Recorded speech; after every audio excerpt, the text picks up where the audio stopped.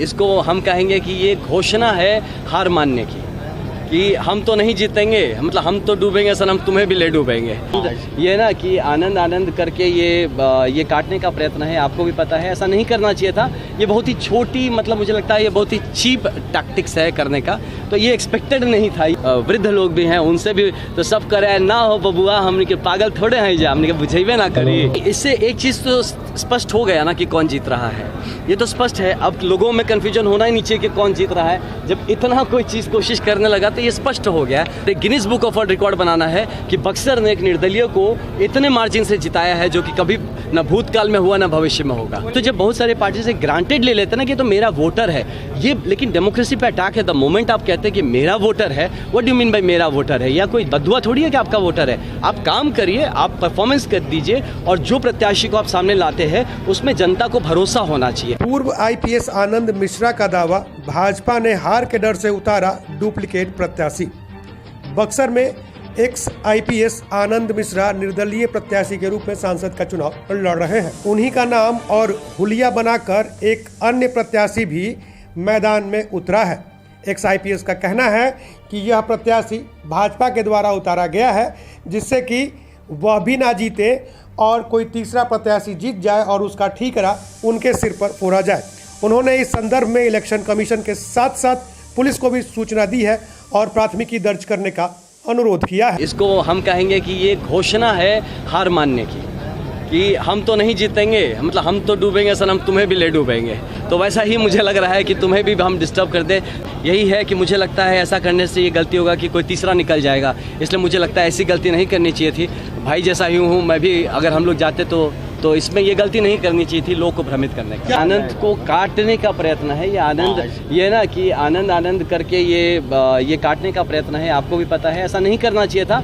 ये बहुत ही छोटी, मतलब मुझे लगता है ये बहुत ही चीप टैक्टिक्स है करने का, तो ये एक्सपेक्टेड नहीं था। ये मतलब होता ना, शिकायत भी आप नहीं कर? हमने ऑलरेडी कर दिया है, मैंने ECI को किया है, इलेक्शन कमीशन ऑफ इंडिया को भी किया है। मैंने इसका संज्ञान लेने को पुलिस में भी दिया है कि अगर उनको मेरिट समझ में आए तो इस पर एक FIR की तर्ज पे भी इसको होना चाहिए। मैंने इसको नोटिस ऑब्जर्वर के पास भी लाया हूँ और यहाँ पे जो रिटर्निंग ऑफिसर है उनको भी दिया हूँ। आपका नहीं है, वो एडिटेड है, वो चेहरा एडिटेड है। मुझे लगता है मेरा ही ऊपर वाला उठा के टांग के उस पर लगा दिया गया।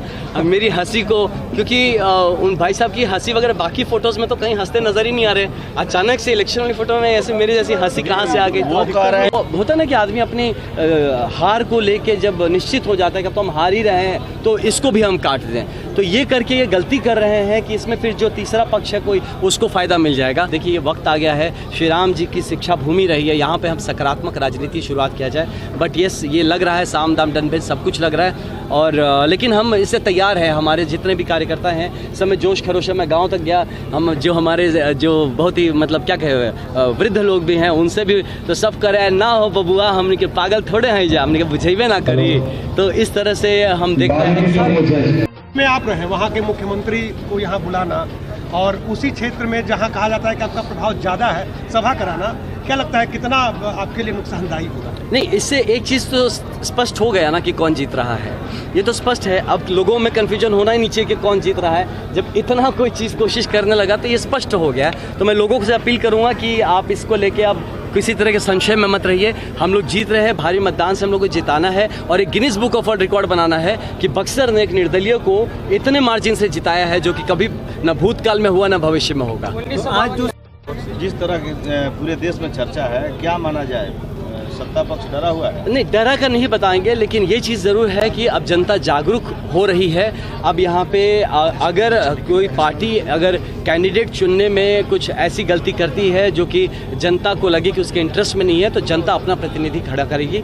तो इसलिए वक्त बदल रहा है और ये अच्छी बात है। देखिए इससे क्या होगा ना कि पार्टीज़ की भी रिस्पॉन्सिबिलिटी, जिम्मेदारी होती है कि आप अच्छा कैंडिडेट पेश करिए जनता के सामने जो बेस्ट हो सकता है। तो ये जिम्मेदारी रिवाइज करना, नहीं तो जब बहुत सारे पार्टी से ग्रांटेड ले लेते हैं ना कि तो मेरा वोटर है ये, लेकिन डेमोक्रेसी पे अटैक है। द मोमेंट आप कहते हैं कि मेरा वोटर है, व्हाट डू मीन बाय मेरा वोटर है, या कोई बदुआ थोड़ी है कि आपका वोटर है। आप काम करिए, आप परफॉर्मेंस कर दीजिए, और जो प्रत्याशी को आप सामने लाते हैं उसमें जनता को भरोसा होना चाहिए। तो इससे ये बड़ा मैसेज जाएगा। मैं निर्दलीय होने के इसमें नहीं कह रहा हूँ कि सबको निर्दलीय होना चाहिए, पार्टी होना, संगठन होना बहुत अच्छी बात है। कम से कम ये मैसेज जाए कि आप अपने कैंडिडेट को चुनते वक्त ये कुछ बेसिक चीज़ों का जो जनता के हित का ध्यान में रख के कैंडिडेट चुनिए।